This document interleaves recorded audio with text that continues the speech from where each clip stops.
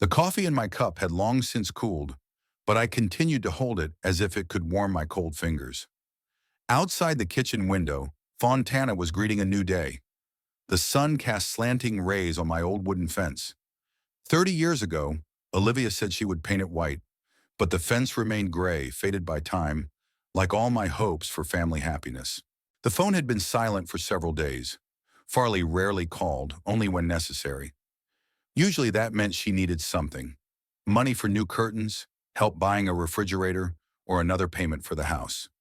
My electrician's hands, roughened from working with wires and tools, no longer bent as they used to, but my pocket was still open for my only daughter. When Olivia left, Farley was 15. Raging hormones and teenage maximalism turned her resentment into a wall of alienation. "It's your fault Mom left." These words became our greeting for many years.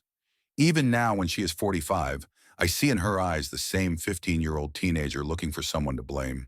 Looking back, I understood my mistakes. Too much work, too little attention. Olivia said she was suffocating in this marriage, that she needed freedom and new horizons. She found them with an accountant from a neighboring town, tall, educated, and with prospects. Everything that a simple electrician from Fontana didn't have. I finished my cold coffee and glanced at the invitation lying on the table. The thick paper with gold embossing looked out of place among my modest belongings. Pre-wedding dinner in honor of Farley Baxter and Redding Hall. Tomorrow at 7 p.m. at the Laurel Wreath Restaurant. In small print at the bottom was a note, dress code, semi-formal. The suit, bought 15 years ago for the funeral of a distant relative, hung in my closet as a reminder of my loneliness. I had worn it only twice, both times to funerals. Now I was going to wear it to a pre-wedding celebration. The irony of life. I got up and groaned as I reached for the phone. The display showed a message from real estate agent Kira Abrams. "Mr. Baxter, there is a potential buyer for your daughter's house. We need to discuss the details. The house where Farley and Redding lived formerly belonged to me. I bought it for them 5 years ago, when Redding first came into Farley's life. He introduced himself as an ambitious accountant with big plans but little current income. I saw how my daughter's eyes lit up when she was with him, and I decided to help. I bought the house and registered it in my name, allowing them to live there and paying the mortgage from my savings. I'll call you back later," I replied to Kira and put the phone down. Selling the house was my backup plan. A backup plan in case of what? I didn't know myself. Maybe in case Redding turned out not to be who he claimed to be. Maybe in case my savings ran out before his career took off. Or maybe just in case I got tired of being an invisible benefactor. I took an old box of photographs out of the closet. Here's Farley on her 5th birthday. A smiling girl with freckles on her nose, looking so much like her mother. Here we are, the three of us, at the beach. The last summer before Olivia left. Here's Farley at her school graduation. I'm standing off to the side, and next to her is Olivia with her new husband. The photos became fewer and fewer over the years. The last one was taken 2 years ago. Farley and Redding in front of their house. My house, to be precise. They were smiling, and I was clicking the camera shutter, standing 5 steps away from them.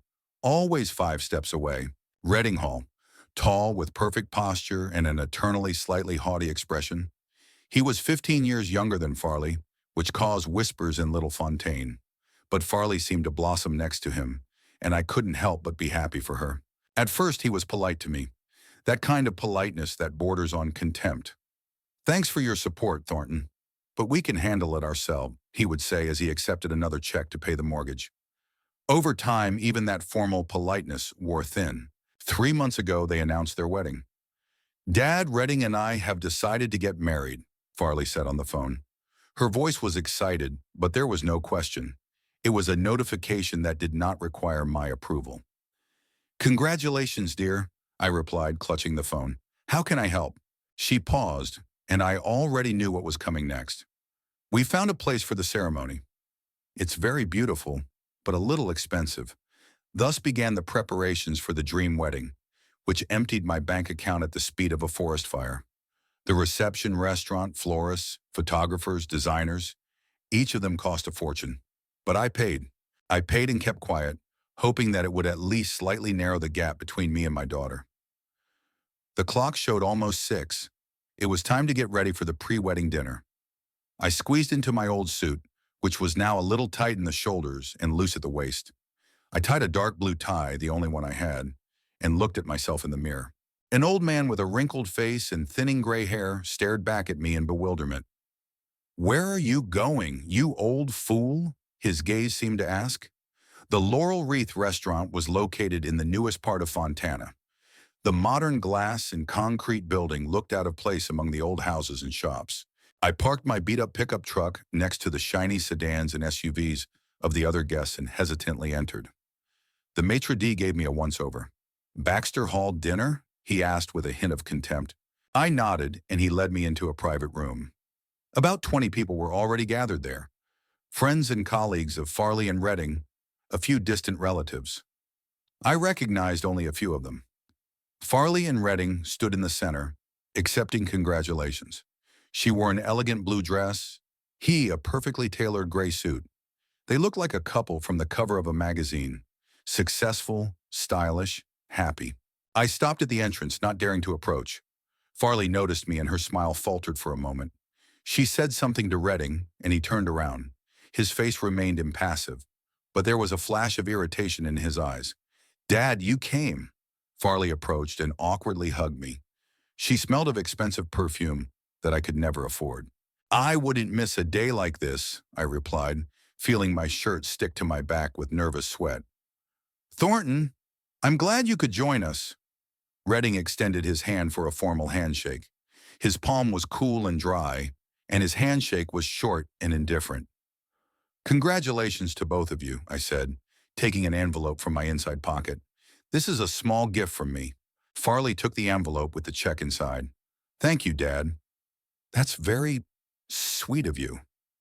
"Yes, thank you," Redding echoed. "Please take a seat. We'll be starting soon." They returned to the other guests, and I remained standing, holding a glass of champagne that a passing waiter had handed me. I looked around for a free seat and found one only in the far corner of the room, next to the door to the kitchen. The dinner began with toasts and congratulations. The couple's friends talked about love, the future, and what a wonderful couple Farley and Redding were. I sat silently, poking at exquisite dishes with my fork, the names of which I couldn't even pronounce. "And now a word from the father of the bride," the master of ceremonies suddenly announced, and all eyes turned to me. I slowly stood up, feeling my knees tremble. What could I say? That I hardly knew the man my daughter was marrying? That I had paid for this whole celebration while remaining in the shadows? I want to congratulate Farley and Redding," I began, clearing my throat. "My daughter deserves the greatest happiness, and I hope you find it together." I raised my glass, met Farley's gaze, and saw something like regret in her eyes. Or maybe it was just my imagination. After dinner, the guests broke into groups, chatting animatedly. I stood by the window watching the city lights. An elderly woman approached me. "Redding's aunt," she introduced herself. "You must be very proud of your daughter," she said, smiling warmly. "Yes, very," I replied, grateful for the opportunity to talk to someone. "Redding is so talented. A wonderful career, his own house. They have a bright future ahead of them." I nodded, not correcting her mistake about his own house. "Have you been widowed for long?" she asked sympathetically.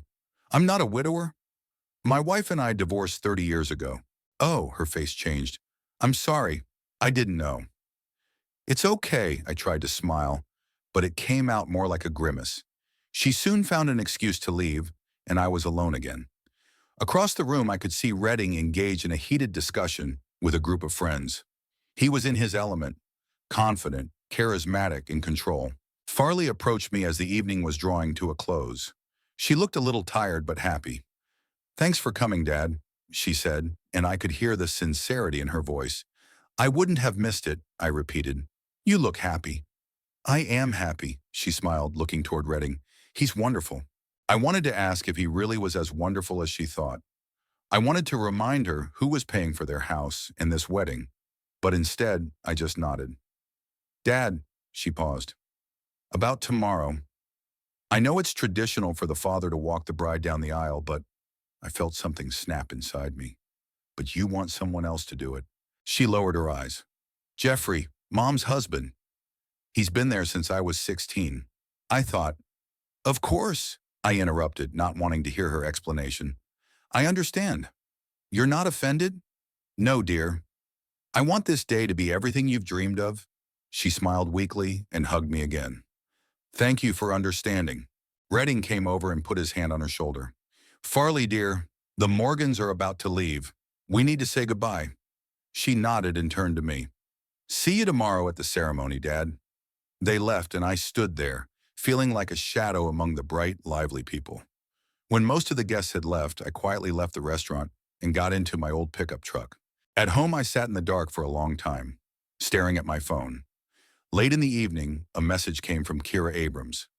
The buyer is willing to pay full price and close the deal quickly. Let me know if you're interested. I put my phone away without replying. Tomorrow, my daughter is getting married. Tomorrow, I will sit in the back row and watch another man lead her down the aisle.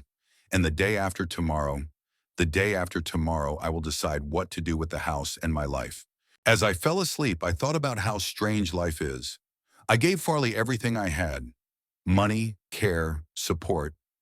And in return, I received polite alienation and the status of an outsider at her wedding, a stranger among my own. That's what I've become. The morning after the pre-wedding dinner was cloudy. I sat at the kitchen table with my bank statements, receipts, and payment schedule spread out in front of me. The papers covered the entire surface, the history of my invisible support over the past 5 years. The monthly mortgage payment for Farley and Redding's house was $1,800, more precisely for my house, where they lived. 5 years ago, when Redding first came into Farley's life, he convinced her that they needed their own house. Start a new life in a new place, he said. Farley was thrilled with the idea, but they didn't have the money for the down payment. I remember the evening she called me. Her voice sounded unusually soft, almost like when she was a child asking for a new doll or bicycle. Dad, Redding and I have found the perfect house, but we're a little short on the down payment. I agreed to help without hesitation. It was my chance to get closer to my daughter, to show her that I still cared about her, despite the years of estrangement. But when I went to the bank, it turned out that Redding had credit history problems. They couldn't get a mortgage in his name, and Farley, with her teacher's salary, didn't meet the bank's requirements. There is an option to put the house in your name, Mr. Baxter, the bank manager suggested. With your credit history and retirement savings, it will even be more profitable. So the house at 23 Maple Street became mine, on paper. Farley and Redding moved in as owners, and I continued to live in my old house on the outskirts of Fountain. The original plan was for me to pay the down payment, and then they would make the monthly payments themselves. But 3 months later, Farley called me in tears. Dad, we're in trouble. Redding got laid off, and my salary isn't enough to cover the mortgage. And so I started paying. At first, it was temporary, until Redding found a new job. Then when he found one, it turned out that his starting salary was too low. Then there were other reasons. As a result, I had been paying for 5 years, sending money directly to the bank every month so that Farley and Redding wouldn't even know about my involvement. I sorted through the receipts, adding up the amounts. In addition to the mortgage, there were renovation costs. A new roof 2 years ago, $15,000, replacement of the water pipes, $7,000, kitchen renovation, $12,000. All of this went through my account, but for Farley, these were gifts for her birthday, Christmas, and Thanksgiving. The wedding expenses were in a separate pile. Farley had always dreamed of a lavish celebration, and I couldn't refuse her. The deposit for the restaurant was $5,000. Florists were $3,500. Photographer and videographer were $4,000. The list was long. The total amount was close to $30,000, and that didn't include the wedding dress Farley had picked out at a boutique in a neighboring town, another $6,000. I sighed and rubbed my temples. My retirement savings were melting away before my eyes. Working as an electrician in a small town isn't the most lucrative business, but I've always been frugal, and over the years, I've saved up a decent amount. Now only a small portion of it remained. The phone rang, interrupting my calculations. It was Kira Abrams, the real estate agent. Mr. Baxter, good morning. The buyer is very interested and ready to act quickly. He's offering the full price, $340,000. I was silent, not knowing what to say. Selling the house had always been just a theoretical possibility, a plan B that I never intended to put into action. Mr. Baxter, are you there? Yes, Kira. I I need to think about it. Of course, but don't take too long. Buyers like this rarely wait long. I hung up and went back to my papers. Among the receipts, I found a photo that I always carried with me. Farley as a child, with two pigtails and a crooked smile. Back then, she looked at me with adoration. When did everything change? Perhaps the most painful memories are from the period immediately after Olivia left. Farley blamed me for everything. You didn't love Mom enough. You worked too much. You were never romantic. At 15, she needed someone to blame, and I took on that role. I didn't try to justify myself or explain that Olivia didn't leave just because of me, that she was tired of living in a small town, that she had always been attracted to the lights of big cities, that the accountant from the neighboring town was just an excuse, not the reason. I let Farley hate me because it made it easier for her to cope with her mother's departure. And then it became a habit. She grew up, graduated from college, and started working as a teacher at a local school. Our relationship remained strained. Rare phone calls, formal meetings on holidays. I was just glad she hadn't cut off contact completely. Redding's arrival 5 years ago changed a lot. Farley seemed to blossom around him. She was 40, he was 25. The age difference caused gossip in town, but I was happy to see my daughter happy. If this young man could give her what I couldn't, so be it. I remembered our first meeting. Farley brought him to a barbecue on Independence Day. He was tall, fit, with neatly styled dark hair and attentive eyes. He shook my hand firmly but quickly, as if performing a necessary formality. Nice to meet you, sir. Farley has told me a lot about you. His smile didn't reach his eyes. At the time, I thought he was just nervous about meeting his girlfriend's father. But over time, I realized that Redding Hall was simply playing the role of a caring partner masterfully, hiding his true nature. When they announced their plans to live together and buy a house, I saw it as a chance to mend my relationship with my daughter. I offered to help with the down payment and took out a mortgage in my name. Farley was grateful but reserved. Redding took my help for granted. It's the least you can do, considering what Farley went through because of you, he said to me once when we were alone. I didn't respond. What could I say? He was right. I was guilty towards my daughter. And if my money could atone for that guilt even a little, I was willing to pay. Gradually, Redding began to take up more and more space in Farley's life. She was changing. She changed her hairstyle, her style of dress, even her manner of speaking. Now her speech was filled with words she had never used before. Investments, career growth, social status. She also started calling me less often. Our rare conversations increasingly revolved around money. She needed repairs, her car broke down, she wanted new furniture. I never refused. It was my way of staying in her life, even if only on the periphery.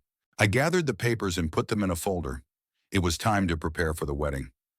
I took out a pressed white shirt and an old suit. There was a small hole in the inside pocket of the jacket, a cigarette burn left by a careless neighbor at a funeral. I carefully mended it, even though I knew no one would notice anyway. The phone rang again. This time it was Farley. Dad, could you come by today? We need to discuss something about tomorrow's ceremony. Of course, dear. What time? Around 5. Redding will be home, I agreed and hung up. It was strange that she wanted to meet the day before the wedding. Usually all the details are discussed in advance. Maybe there were some problems with the organization, or with the payment. I mentally counted my remaining savings. If necessary, I could borrow from my neighbor Walter or sell my old motorcycle, which was sitting in the garage. Before leaving, I stopped by the bank to withdraw some cash. My account balance looked sad. $15,700. A year ago, it had been 3 times that amount. I withdrew $1,000 just in case I needed to pay for something urgently for the wedding. The Farley and Redding house, my house on paper, was one of the most beautiful in the new Fontana neighborhood. It was 2 stories high, with large windows and a well-kept garden. I parked next to Redding's brand new BMW, another purchase that I had partially financed, although Farley didn't know about it. Farley herself opened the door. She looked a little tense, but smiled when she saw me. Dad, come in. Redding is in the living room. I entered the spacious hall. The interior of the house was as impressive as the exterior. Designer furniture, paintings on the walls, a crystal chandelier. Everything screamed money and taste, which neither Farley nor I had. It was Redding's style, expensive and ostentatious. Redding was sitting on the sofa with a tablet in his hands.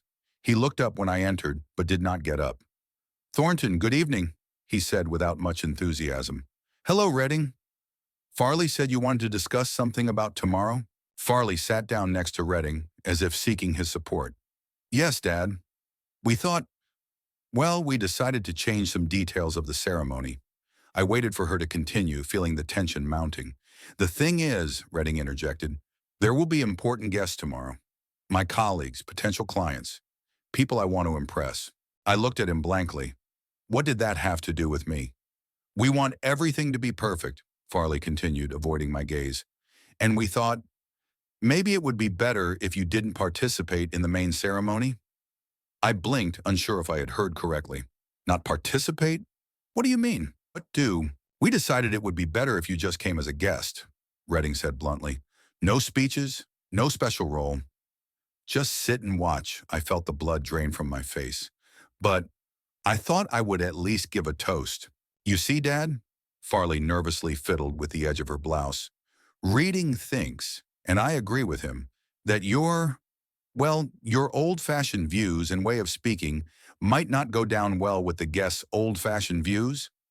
I still couldn't believe what was happening. "Let's be honest, Thornton." Redding put down his tablet. "You're a simple electrician from a small town.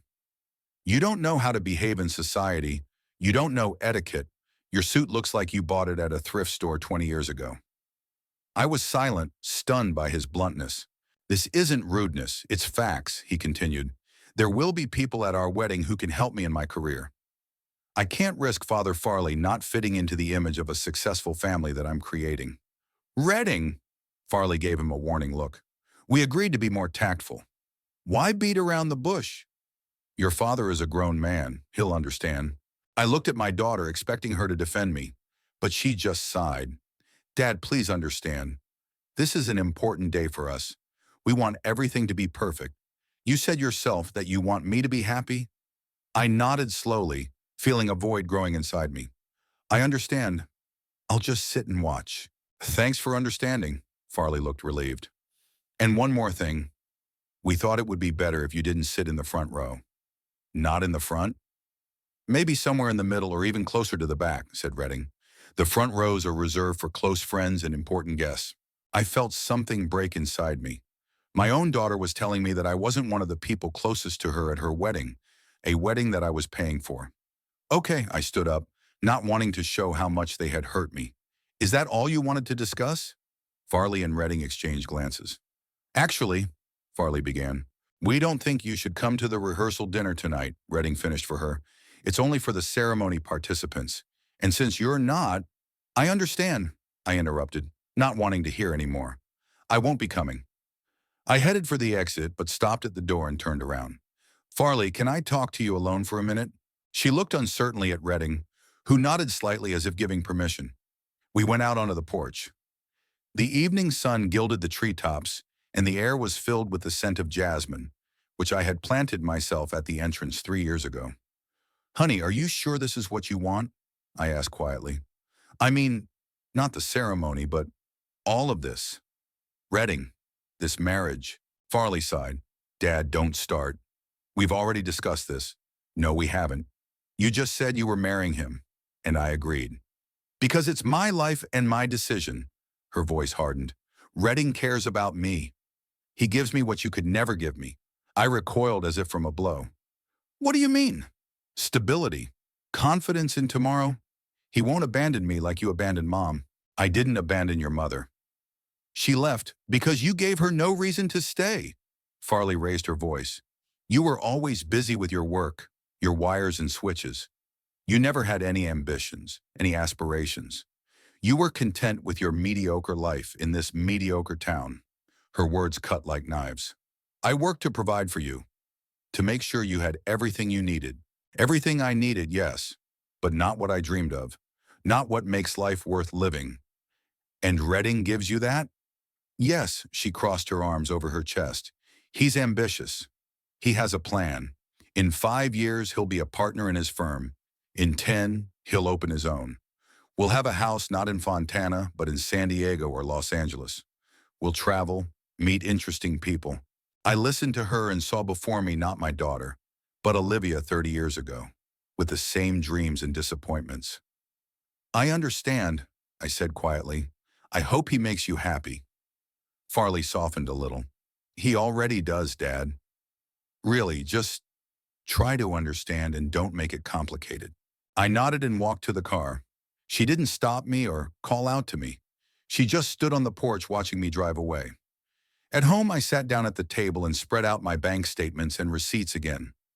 All the evidence of my invisible support. Support that Farley didn't see or didn't want to see, believing that it was all Redding's doing. My phone vibrated. A message from Kira Abrams. The buyer is waiting for your decision by tomorrow. Otherwise, they will look for other options. I stared at the screen, feeling a determination growing inside me. Maybe it was time to stop being invisible. Maybe it was time to show my support, or lack thereof, in all its glory. The morning before the wedding was unusually quiet. I woke up at dawn, an old habit I hadn't been able to shake, even in retirement. The house was cold. Autumn in Fontaine always came unexpectedly, as if summer had surrendered without a fight overnight. I threw on my old plaid robe and put the kettle on. Yesterday's conversation with Farley and Redding still hurt. It's better if you don't participate in the main ceremony. Sit somewhere in the middle or even closer to the end. Don't come to the rehearsal dinner. Each phrase pierced my heart like a sharp needle. My own daughter was pushing me to the sidelines of her life, as if I were an old, useless thing. The kettle whistled, pulling me out of my bitter thoughts. I brewed strong black tea, the only luxury I allowed myself every morning. Sitting by the window, I watched the city wake up. Mrs. Parker walked by with her 3 pugs. The Jenkins boys, always late for school, sped by on their bikes. Fountain went about its usual business, unaware of the storm raging in my soul. On the table lay a wedding invitation, thick paper with gold embossing. Farley Baxter and Redding Hall invite you to share their joy. I smiled. I was invited to share the joy of a wedding that I was paying for, but at which I was an unwelcome guest. Next to the invitation lay a box, my wedding gift to Farley. It was a small mahogany box that I had ordered from a carpenter in a neighboring town. Inside was a silver brooch that had belonged to my mother. It was the only family heirloom I wanted to pass on to my daughter. I remembered how Farley loved to play with this brooch as a child. When I grow up, will it be mine? She would ask, and I promised to give it to her as a wedding gift. Back then, we were still a family, and the future seemed bright. My phone vibrated, a message from Kira Abrams. Mr. Baxter, the buyer insists on an answer by the end of the day. It's a very lucrative offer. I put the phone down without answering. Sell the house where Farley and Redding live? The thought still seemed sacrilegious. Despite yesterday's conversation, despite their attitude, it was my gift to my daughter. I couldn't just take it away, or could I?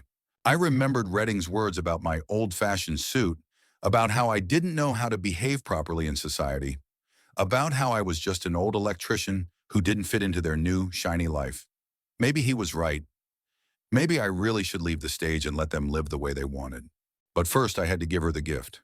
I had promised myself that I would give Farley the brooch before the wedding, and I intended to keep that promise. Whatever our relationship was, she was still my daughter. I took a shower, shaved, and put on a fresh shirt and jeans. I combed my thinning gray hair and looked at my reflection in the mirror. An old man with tired eyes looked back at me. When had I grown so old? It seemed like only yesterday that I was a young father rocking Farley on my knees. I took the box with the brooch and left the house. The day was clear but cool. Perfect weather for an autumn wedding, I thought. Farley was lucky. Tomorrow should be just as sunny. On the way to my daughter's house, I stopped at a flower shop and bought a small bouquet of white lilies, Farley's favorite flowers. The saleswoman, knowing about the upcoming wedding, smiled at me. "For your daughter, Mr. Baxter." What a wonderful day for her. I nodded, unable to share her enthusiasm. Yes, a wonderful day. Farley and Redding's house was in turmoil when I pulled up. There were several cars in the driveway, and voices and laughter could be heard through the open windows. Apparently, Farley's friends were helping with the final preparations. I hesitated before ringing the doorbell. The door was opened not by Farley, but by a young woman with a clipboard in her hands, obviously the wedding coordinator. "Are you here to see the bride?" she asked, looking me up and down. "I'm her father," I replied, feeling a strange need to explain myself. "Oh, come in, Mr. Baxter. Farley is upstairs with her bridesmaids. They're finishing the dress fitting." I entered the house, immediately feeling like a stranger amid the pre-wedding bustle. In the living room, several women were arranging small items in baskets, apparently gifts for the guests. They glanced at me briefly and returned to their task. "Is Redding home?" I asked the coordinator. "Yes, he's in his office. He's even working on a day like this." She laughed as if it were something delightful. I headed for the office at the back of the house. The door was ajar and I saw Redding at his computer. He was talking on the phone, not noticing me. "Yes, everything is going according to plan."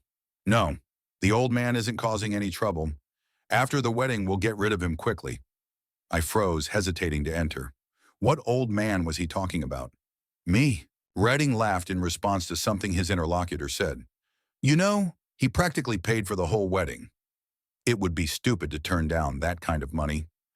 "Yes, the house is also registered in his name, but that's temporary." My heart pounded. I had to leave. I had to stop listening to this conversation, but my feet seemed to be glued to the floor. "Farley? She's too sentimental, but she listens to me." "No, I convinced her that he shouldn't perform at the wedding and sit in the front row." "Can you believe it? The old man didn't even argue." Redding laughed again. "After the wedding, I plan to transfer the house to us and keep contact to a minimum. Maybe a couple of phone calls a year so he doesn't feel completely abandoned." I felt nauseous. At that moment, Redding turned and saw me in the doorway. For a second, his face showed a flicker of alarm, but he quickly regained his composure. "Jason, I'll call you back," he said into the phone and hung up. "Thornton, I didn't expect to see you today." I stood silently, not knowing what to say. Part of me wanted to rush at him with my fists. The other part wanted to turn around and walk away. "I brought a gift for Farley," I finally managed to say, holding up the box and the bouquet. "How nice," Redding said, rising from the table. There was no hint of embarrassment in his voice. "Farley is busy with her friends right now. You know, women's stuff before the wedding. I can give her your gift. I'd prefer to give it to her myself." "I'm afraid that's not possible. She's very busy and stressed before the big day. Any emotional impact is undesirable right now." Emotional impact. As if I were some kind of toxic substance capable of poisoning his daughter's happiness. "I'm not going to upset her," I said, trying to remain calm. "I just want to give her the gift and congratulate her." Redding sighed with feigned regret. "Listen, Thornton, let's be honest. Your presence here is unwelcome. You've already done enough for this wedding, and we're grateful for your financial support. But now it's better if you just leave and show up at the ceremony tomorrow. You'll sit in the back rows as we agreed and watch quietly." I felt a wave of anger rising inside me. I didn't agree to sit in the back rows. "You and Farley decided that without me, details." Redding waved his hand. "The point is that your role in this wedding is that of an outside observer. Nothing more. I'm the bride's father." "Technically, yes. But let's be honest. You were never a real father to Farley. You let her mother walk away, leaving her child heartbroken. You were too busy with your work to notice her needs. And only when she grew up and met me did you suddenly decide to play the role of the caring daddy."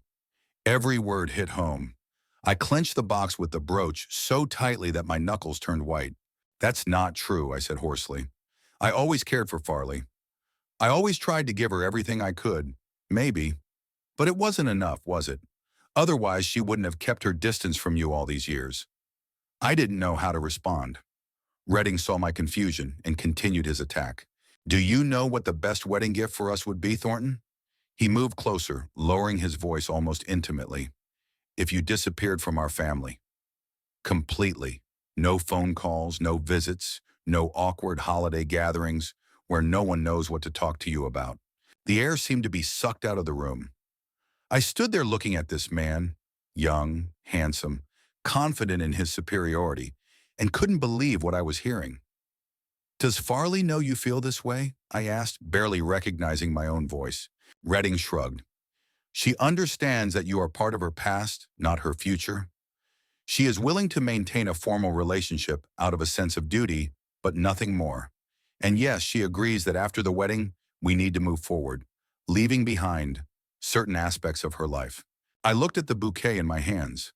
The lilies had already begun to wilt, their white petals slightly curled at the edges. Tell Farley I stopped by, I said, placing the box and flowers on the nearest table, and that I wish her happiness. I will. Redding smiled with relief, seeing that I had given in. See you tomorrow, Thornton. And don't forget, the back rows. I left the house without saying goodbye to the coordinator and the bride's friends. I got in the car and sat there for a long time, looking at the house, the beautiful, spacious house I had bought for my daughter. The house where there was no place for me. My phone vibrated again. Kira Abrams. Mr. Baxter, the buyer is waiting. Have you made a decision? I started the engine and drove onto the road. On the way home, I stopped at the bank and sat in the parking lot for a long time, gathering my thoughts. Then I went inside and asked for a printout of all the transactions on my account for the last 5 years. The complete history of my financial support for Farley and Redding. At home, I sat down at my computer, an old laptop that I rarely used. I checked my email and found a message from the wedding planner, sent to me in copy a few months ago. It contained the password to the online gallery where all the details of the wedding preparations were stored. I entered the password and gained access to all the information: guest lists, menus, seating plans, and contact details for all the contractors. I didn't even have to hack into the account. Redding was so sure of my innocence that he didn't even remove me from the copy of the email. In the seating plan section, I found my name. It was at the very end of the list in the last row, next to some cousin of Redding's whom he admitted he barely knew. I closed my laptop and walked over to the window. The sun was already setting, painting the sky above the fountain in shades of orange and pink. A beautiful evening before an important day. The phone rang. This time it wasn't Kira, but Farley. Dad, her voice sounded tense. Redding said you stopped by. Yes, I wanted to give you a gift before the wedding. Thank you. It's very beautiful. Her tone made it clear that she hadn't even opened the box. There was an awkward pause. Anything else? I asked, unable to continue this fake conversation. Yes, about tomorrow. I know. Back rows, no speeches. Just sit and watch Dad. Don't say that. This is an important day for me, and I want you to be there. Just not in a prominent place. I understand, Farley. Another pause. You're offended. No, I lied. I understand. It's your day, and you want everything to be perfect. Exactly. Thank you for understanding. She sounded relieved. See you tomorrow then? Of course. Tomorrow I hung up and stared at the phone for a long time. Then I dialed Kira Abrams' number. Mr. Baxter. I was just about to call you. The buyer is very insistent. I agree, I interrupted her. Sell the house. Great. Kira didn't hide her joy. I'll prepare all the documents, but we'll need to notify the tenants. I'll take care of that myself, I said. How quickly can we close the deal? With the buyer so interested and provided that all the documents are in order. I think in a day or two. Excellent. Get started right away. I hung up and took a large folder of documents out of the closet. The title deed to the house, the mortgage agreement, all the payment receipts. I bought this house for Farley, hoping it would bring us closer together. Now I was selling it, realizing that there was an unbridgeable gap between us. Then I sat down at the computer and started writing emails. The first was to the wedding planner, informing them that payment for their services was canceled. The second was to the restaurant where the reception was to be held, with a similar notification. The third was to the florists, photographers, musicians. The list was long. By midnight, everything was done. I leaned back in my chair, feeling a strange emptiness. Farley was supposed to get married tomorrow, but there would be no wedding, at least not the lavish ceremony she had dreamed of. And there would be no home for them to return to after their honeymoon either. The best gift would be if you disappeared from our family. Well, Redding would get his best gift, but not quite as he had expected. I took an old notebook and a pen out of the dresser. I sat down at the table and began to write a letter to Farley, which I would leave in the empty house along with all the documents and statements. She had to know the truth. She must understand what she has lost because of Redding and his ambitions. "Dear Farley," I began, and my hand trembled. For so many years I tried to reach her, to show her my love. For so many years I remained in the shadows, hoping that one day she would see how much I did for her. But that never happened. And now it was time for the final lesson. I wrote until dawn, pouring all my pain, all my hopes, all my disappointment into the words. When I finished, the sky was already lightening. A new day was beginning, a day that was supposed to be my daughter's wedding day, but would become the day of truth. I gathered all the documents, the letter and the house keys into one large folder. I opened my phone and wrote a short message to Kira Abrams. "The house will be completely vacant today. The new owners can move in tomorrow." Then I called the train station and booked a ticket for the train leaving at 3 in the afternoon. A small town on the coast where I had an old friend who agreed to take me in for the time being. Far away from Fontana, from memories, from pain. The sun rose over Fontana, promising a perfect day for a wedding. I was already far away, sitting on a train that was taking me away from my past life. But I found out later what happened that day in the city. From the stories of neighbors, random witnesses, and even the local newspaper, which couldn't pass up such a scandal. The day began like a fairy tale for Farley. Her friends arrived early in the morning, bringing champagne and breakfast. The wedding dress hung on the closet door, cream-colored, with lace trim and a long train, for which I had paid $6,000. The photographer clicked away, capturing the bride's happy morning. Redding woke up at his friend's house. It's a tradition not to see the bride before the ceremony. He put on a new suit he had ordered from Milan, combed his dark hair, and drank whiskey with his friends to celebrate the big day. A perfect wedding awaited him, and most importantly, a financially secure future. The first call with bad news came around 9 in the morning. Wedding planner Melanie Porter called Farley in a state close to hysteria. "What do you mean the payment was canceled?" Farley couldn't believe her ears. "What deposit?" "No, you must be confused. Everything has been paid for a long time." But Melanie wasn't confused. Last night, she received a letter on my behalf demanding that all services be canceled and the deposit refunded. The bank had already withdrawn the payment, and now she couldn't continue working. "But the wedding is in 3 hours," Farley shouted. "You can't just cancel everything." "I'm very sorry, Miss Baxter, but without payment, I can't." Farley hung up and immediately dialed Redding's number. He didn't answer. He was in the shower. Then she called me. His phone was turned off. The next call came from the maitre d' of the restaurant where the reception was to be held. Same story. Payment withdrawn, event canceled. Then the florist called, then the photographer. One by one, all the contractors reported that there would be no wedding. Farley rushed around the house trying to figure out what was going on. Her friends looked at each other in confusion, not knowing how to help. The makeup artist and hairdresser, who had come to do the bride's hair and makeup, stood awkwardly in the hallway, not daring to start work in such an atmosphere. Finally, Redding called back. Upon hearing the news, he rushed to the house in a record 15 minutes. "What the hell is going on?" He burst into the bedroom, where Farley was sitting on the bed with her head in her hands. "Who canceled the payment?" "My father," she replied quietly. "It must be him. But why? What for?" Redding cursed and started calling the bank to try to figure it out, but they only confirmed the information.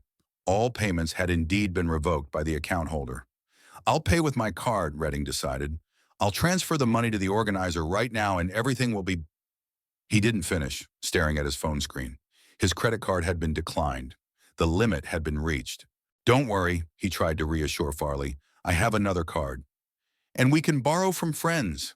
The wedding will happen, I promise."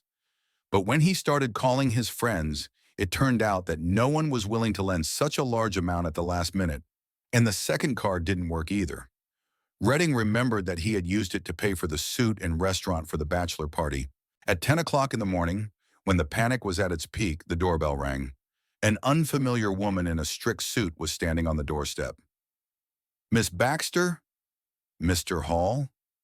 She looked at the disheveled Farley and the alarmed Redding.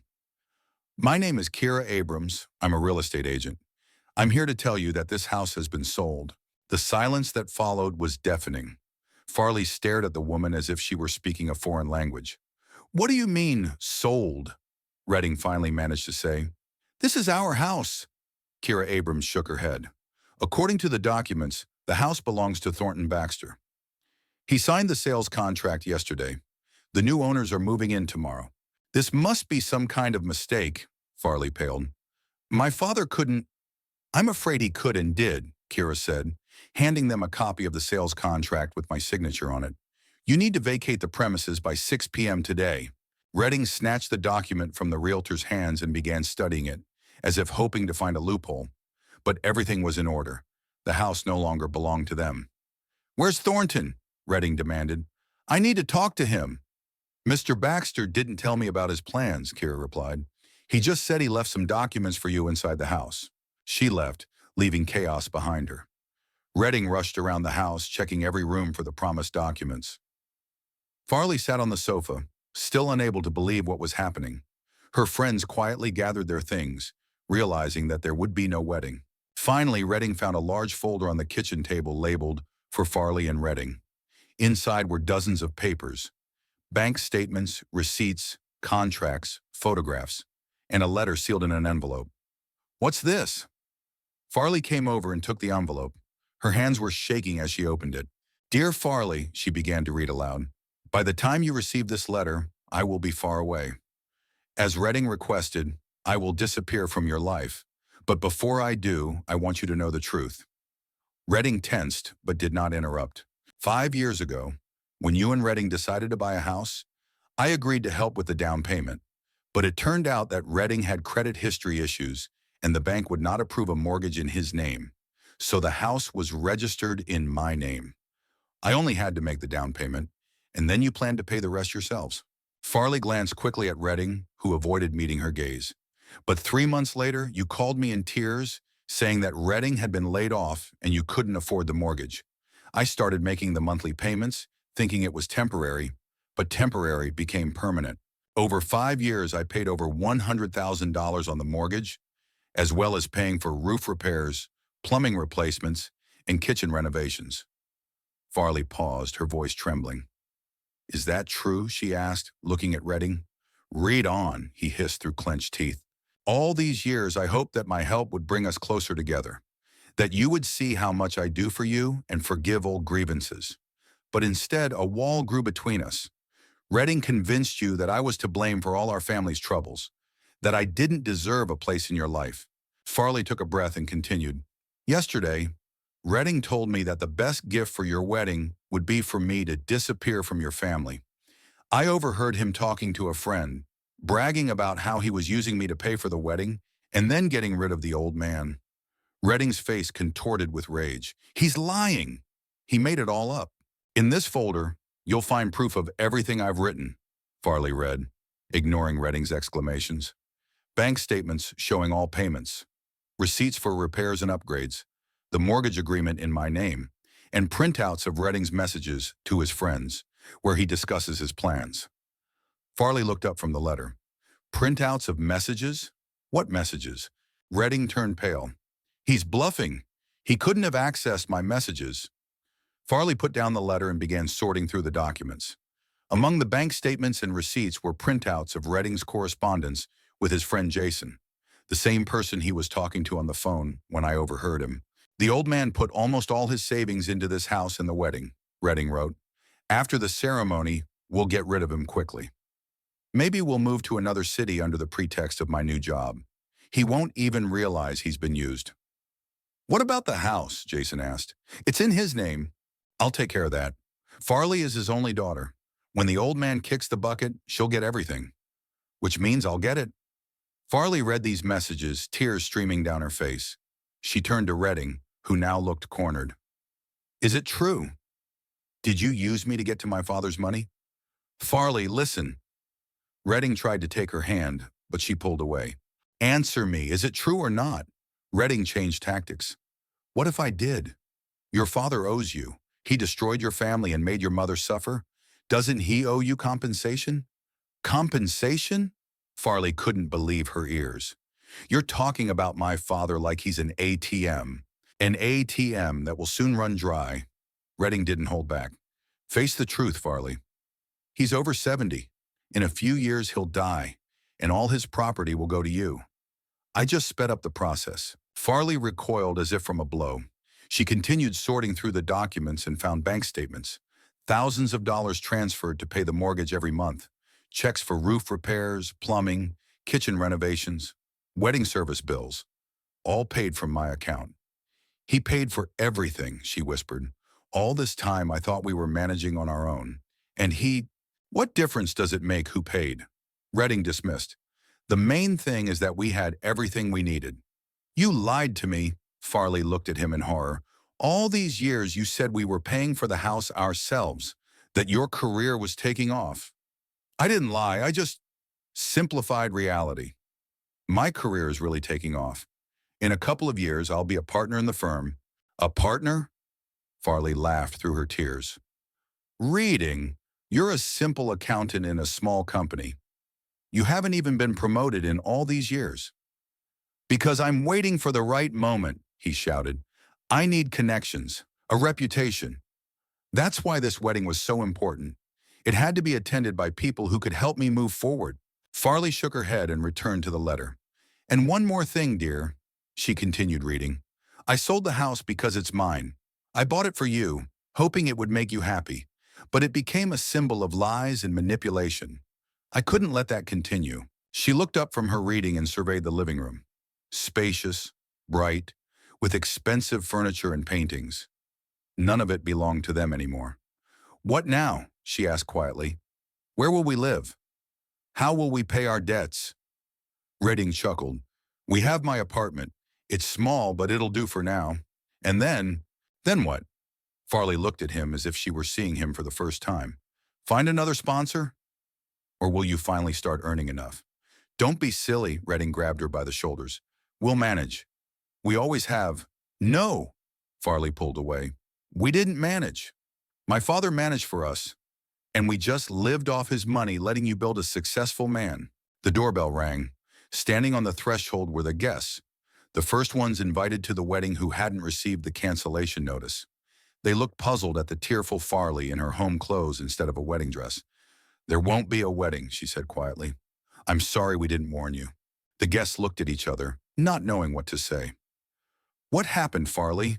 One of the women asked. Can we help with anything? No, she replied, looking at Redding. No one can help.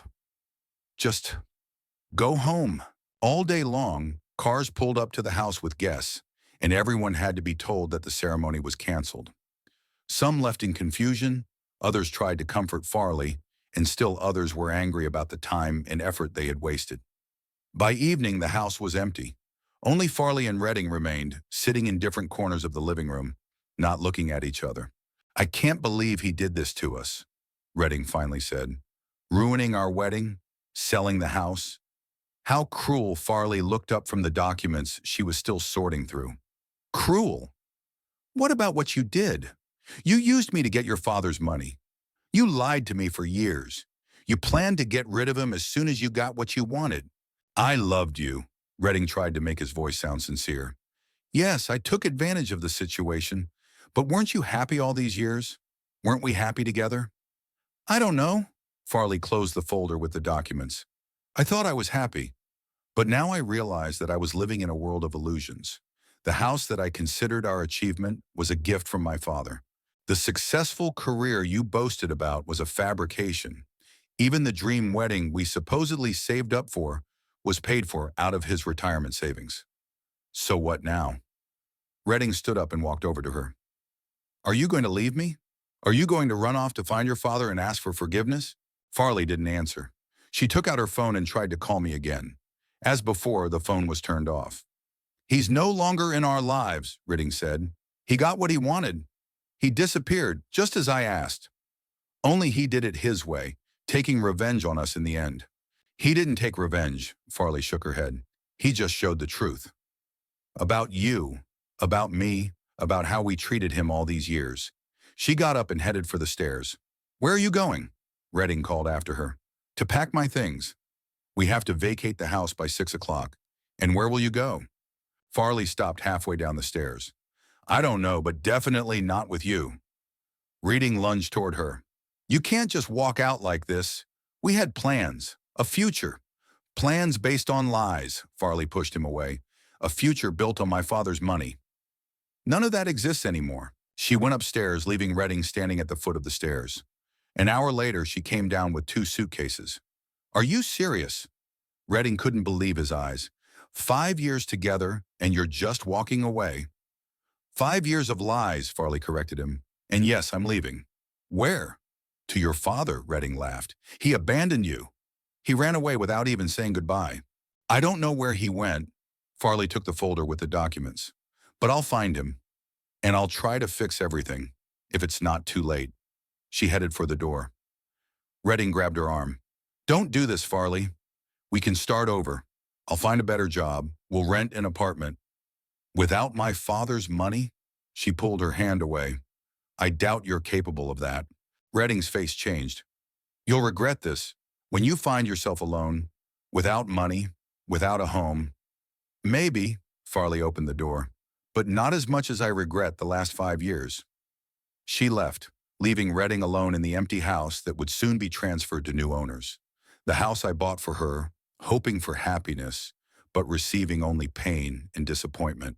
In the evening, as the last rays of the sun painted the sky above Fontana in crimson tones, Farley sat in a small motel on the outskirts of town. In front of her on the bed were documents from a folder. The whole story of my invisible support and Redding's lies. She tried to call me again and again, but the phone remained off. I was already far away, starting a new life without toxic relationships, without ingratitude, without pain. And in the empty house on Maple Street, Redding sat alone, surrounded by scattered wedding decorations and half-empty bottles of champagne. His plans had collapsed. His source of funding had dried up. His reputation as a successful man was in jeopardy. Everything he had built over 5 years had fallen apart in a single day. The empty house became a symbol of the collapse of their illusions. The house I bought with love and sold with pain. The house where only the truth remained, the bitter, naked truth about greed, manipulation, and broken relationships.